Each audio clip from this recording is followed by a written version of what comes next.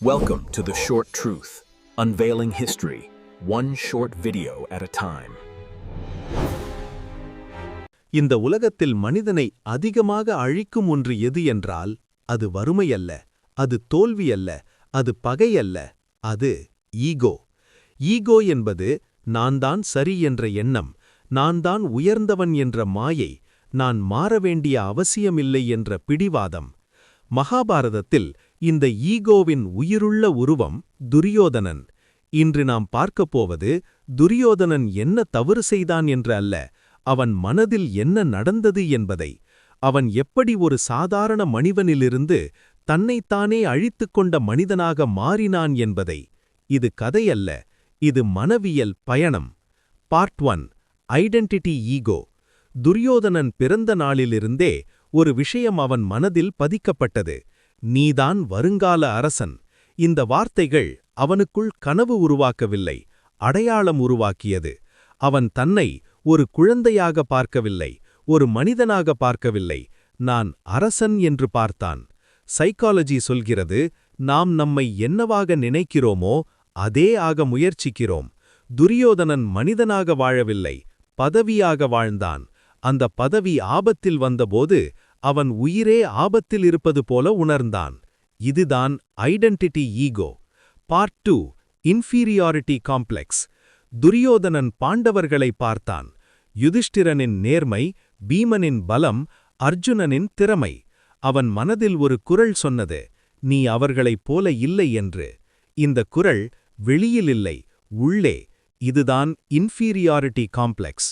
ஒரு மனிதன் தன்னை குறைவாக உணரும்போது அவன் 2 வழிகளில் போகலாம். 1, தன்னை வளர்த்து கொள்வது. 2, மற்றவர்களை அழிப்பது. துரியோதனன் 2வது வழியை தேர்ந்தெடுத்தான். அவன் வளரவில்லை, அவன் வெறுத்தான். Part 3, comparison drop.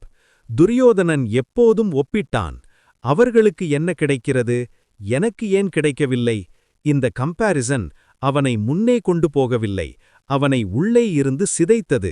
Comparison equals jealousy, jealousy equals anger, anger equals hatred.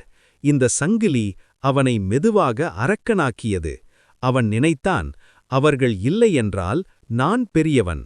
அது தவறு. உண்மை என்னவென்றால், நீ உன்னை வளர்த்தால்தான் நீ பெரியவன். Part 4, ego versus intelligence. Duryodhanan முட்டாளில்லை, ஆனால் ஈகோ வந்ததும் புத்தி பின் செல்கிறது. பீஷ்மர் சொன்னார், விதுரர் சொன்னார், கிருஷ்ணர் சொன்னார், யுத்தம் வேண்டாம் என்று. ஆனால் ஈகோ சொன்னது, நான் தாழமாட்டேன் என்று. ஈகோக்கு அமைதி வேண்டாம், ஈகோக்கு வெற்றி வேண்டும். அந்த வெற்றி உலகம் எரிந்தாலும் பரவாயில்லை. Part 5, control addiction. ஈகோ உள்ள மனிதனுக்கு மிகப்பெரிய பயம் கண்ட்ரோல் இழப்பது. துரியோதனன் நினைத்தான், அரசு என் கையில் இருக்க வேண்டும், அதிகாரம் என் கையில் இருக்க வேண்டும், அனைவரும் என்னை ஏற்க வேண்டும் என்று. இது லீடர்ஷிப் இல்லை, இது பொசெஷன். பொசெஷன் என்றால் உரிமை உணர்வு. அதுதான் அழிவின் விதை. Part 6, lonely king. துரியோதனன் சுற்றிலும் கூட்டம் இருந்தது, ஆனால் உள்ளே யாரும் இல்லை. அவன் யாரிடமும் மனம் திறக்கவில்லை, அவன் யாரிடமும் உண்மையாக இல்லை. ஈகோ உள்ள மனிதன் தன்னை யாருக்கும் காட்ட முடியாது, ஏனென்றால் காட்டினால் பலவீனம் தெரியும். துரியோதனன் நமக்கு ஒரு பாடம். நாம் யாரையும் வெறுக்க வேண்டாம், நாம் யாரையும் அழிக்க வேண்டாம், நாம் நம்மை புரிந்து கொள்ள வேண்டும். ஒரு கேள்வியுடன் முடிப்போம். நான் என் ஈகோவின் அடிமையா? இந்த வீடியோ உங்களுக்கு சிறிதாவது சிந்திக்க வைத்திருந்தால் ஒரு லைக் கொடுங்கள். இந்த கருத்து யாருக்காவது வாழ்க்கையை மாற்ற உதவும் என்றால் ஷேர் செய்யுங்கள். இப்படி உள்ள மீனிங்ஃபுல் கண்டென்ட்டுக்காக சேனலை சப்ஸ்கிரைப் செய்ய மறக்காதீர்கள்.